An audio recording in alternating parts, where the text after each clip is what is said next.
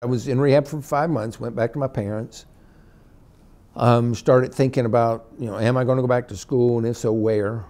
What kind of support I would need. I was not driving back then. In fact, I had a van and I had two 2x10s. And so you'd open the van door and you put the 2x10s there and someone would roll me up in the van. And then they locked me down with bungee cords. I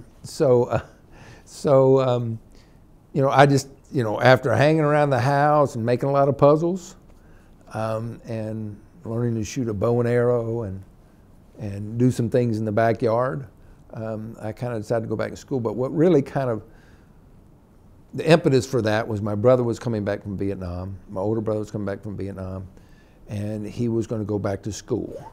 And so he said, I'm going to go back to the local community college here. You want to go back? I said, sure. So he became my driver and support system, and I went back to the community college. And then I changed my majors. My dad, my dad worked for General Foods. He sold Jell-O.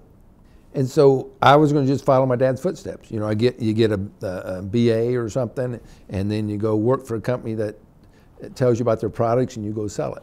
So I changed my major, and I decided I wanted to be a junior high school counselor.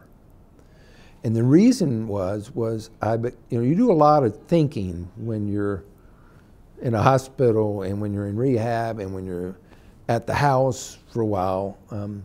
And so I started thinking about when did I make decisions? And I figured it was when my voice changed and hair started growing on my body, and that was junior high. I think they call it middle school now. So I decided to get a master's in education with an emphasis in guidance counseling and be a junior high school counselor.